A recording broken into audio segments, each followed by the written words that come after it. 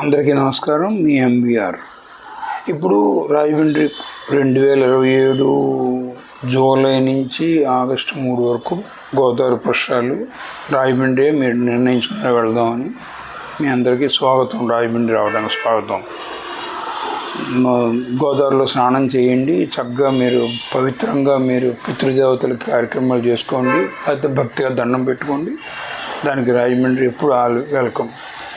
ఎక్కడ స్నానం చేయాలి చాలామందికి తెలియదు, ఎక్కడ స్నానం చేస్తే బెటర్ అన్నది. చిన్న విషయం చెప్తానండి.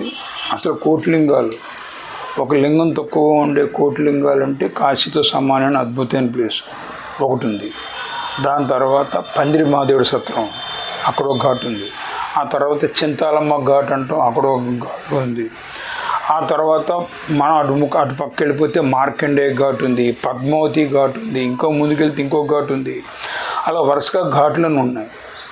కానీ అందరూ ఒకటే అనుకుంటారు ఏంటంటే పుష్కరాల ఘాట్లో స్నానం చేస్తేనే మంచిది అని. ఎవరు చెప్పారు పుష్కరాల ఘాట్లోనే మంచిదని? అంటే పేరు పుష్కరం అని ఉంది కాబట్టి పుష్కరాల ఘాట్లో స్నానం చేస్తేనే మంచిది, పవిత్రం అనే ఒక భావన అందరికీ వచ్చేసింది.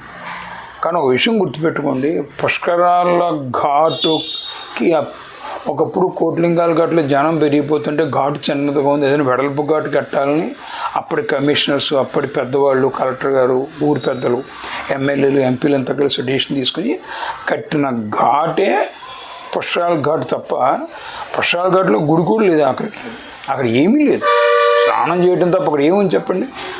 అది చింతాలమ్మ ఘాట్లో అమ్మవారి బొమ్మ ఉంది, మార్కండేయ ఘాట్లో మార్కండేయ స్వామి గుడి ఉంది, పద్మావతి ఘాట్లో టెంపుల్ ఉంది, కోటిలింగాల ఘాట్లో చెప్పనే అక్కర్లే పెద్ద టెంపుల్ ఉంది, ప్రపంచానికే ప్రఖ్యాతిగా టెంపుల్ ఉంది. కానీ పుష్కరాల ఘాట్లో చేయాలనే ఒక ఆతృతతో అందరూ అక్కడికి వచ్చేయటం, దాంట్లో గొప్పతనం లేదు. కేవలం రైల్వే స్టేషన్ దగ్గర తప్ప అందులో ఇంకేం లేదు. సో మనకు పోనీ అదేమైనా బాగుంటుందా? పోనీ ఇంకోటి ఉండవు, విఐపి ఘాట్ అక్కడికి వెళ్ళిపోదు అంటారు. విఐపి ఘాట్ ఏంటి నాకు తెలియకూడదా? విఐపీలకి సపరేట్ నీరు ఉంటుందా? అమ్మవారు ఒకటే, గోదావరి ఒకటే, స్నానం ఒకటే. అక్కడ శుభ్రం ఎక్కువ ఉంటుంది, ఇక్కడ శుభ్రం ఏమీ కాదు.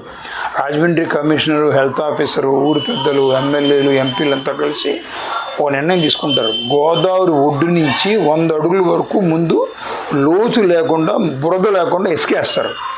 గండ్ర ఇసుకేసిన తర్వాత గట్టు నుంచి 10 అడుగుల దూరం వరకు బ్లీచింగ్ని మట్టిలో కలిపి ఆ మూటలు తీసుకొచ్చి పెడతారు. దాన్ని వెజ్ క్లోరినేషన్ అంటారు. అది పెట్టడం వలన క్లోరిన్ వాసన వస్తుంది, బ్యాక్టీరియా ఉండదు, వైరస్ ఉండదు, బాగుంటుంది ఉద్దేశం పెడతారు. అది అన్ని ఘాట్లకి పెడతారు. మీరు అనుకుంటే కేవలం ఆ విఐపి ఘాట్లను పెడతారనే పొరపాటు పడద్దు.